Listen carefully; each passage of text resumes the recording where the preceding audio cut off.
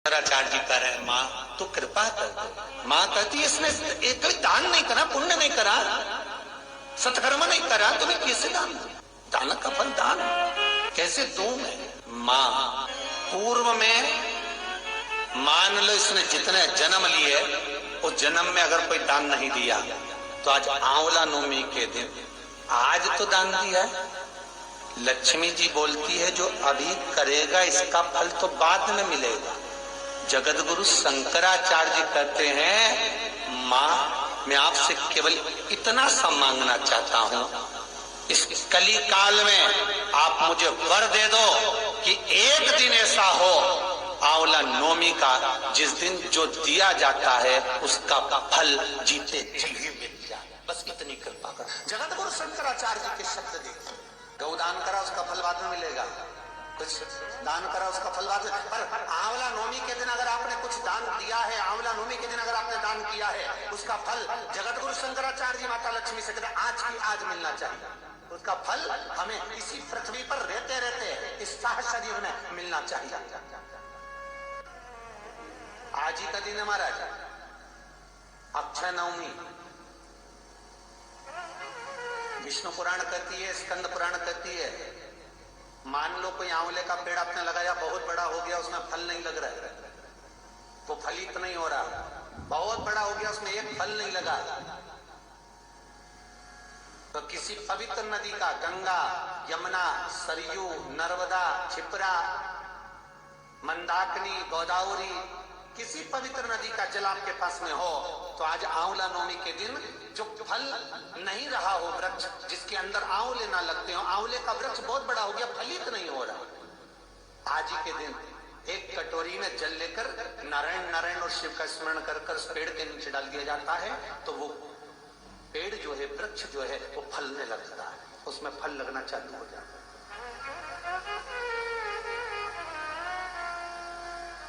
और इतने फल लगते हैं कि आपको आश्चर्य होगा कि इसमें तो फल ही नहीं लगते, पर इतने फल कहां से?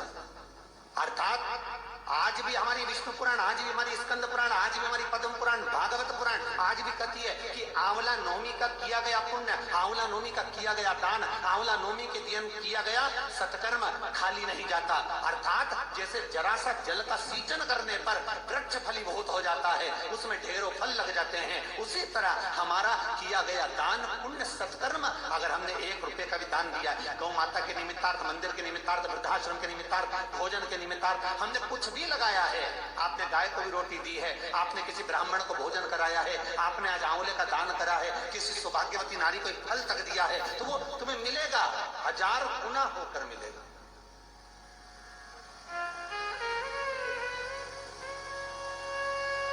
कई लोग कहते हैं महाराज जी ऐसा होता है, इतना बड़ा पेड़ हो गया हमारे यहाँ फल नहीं लग रहा है, ऐसा होता है कि आंवला नवमी के दिन जल छोड़ दो तो फल? तो करके देखो ना, पेटी का ना महाराज कहीं जा रही है, ना आंवले का पेड़ कहीं जा रही है, ना तुम कहीं जा रहे, करो।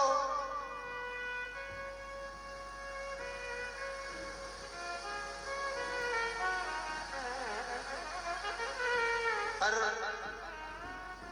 विष और आस, जम के बोलो विश्वास, विष को त्याग कर आस पकड़ कर रखना, हो जाएगा।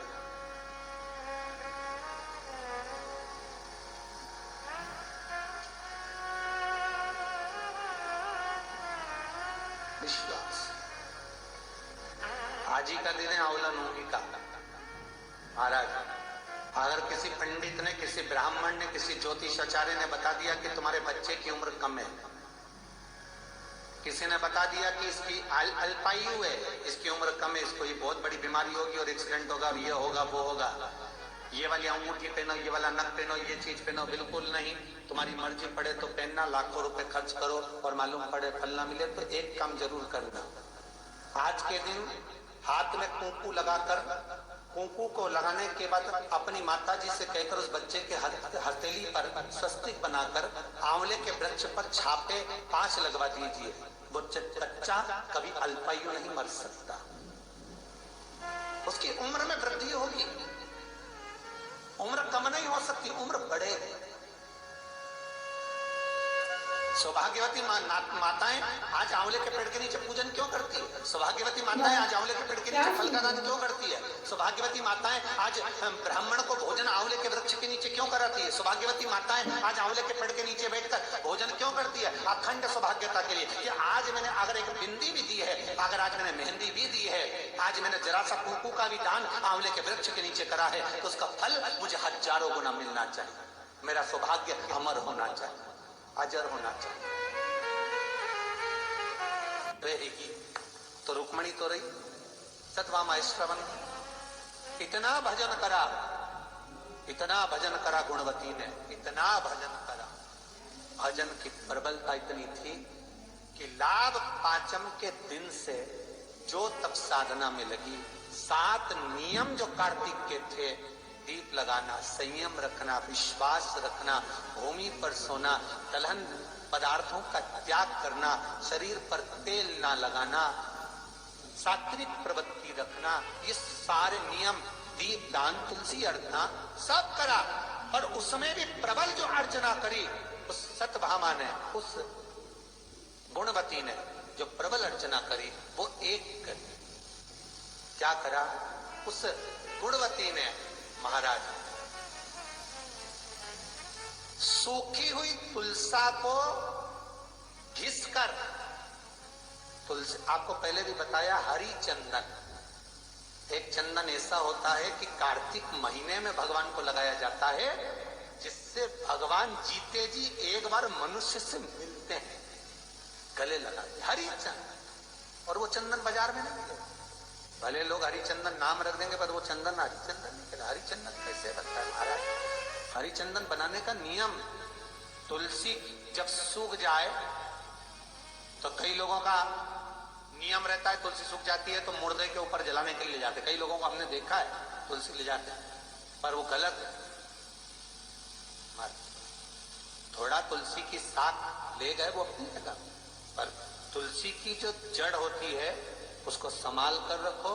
कार्तिक के महीने में पानी डालकर थोड़ी हल्दी डालकर उसको घिसो, जैसे चंदन घिसते हो। उससे लकड़ी के घिसने पर चंदन की उत्पत्ति होगी। वो चंदन, ये पंचविगन के अंतर्गत कार्तिक में भगवान विष्णु के, नारायण के, कृष्ण के, ठाकुर के, लड्डू गोपाल के, श्री भगवान के मस्तक पर लगाइए, चरणों में भी और मस्तक पर भी वो चंदन लगा, वो हरी चंदन।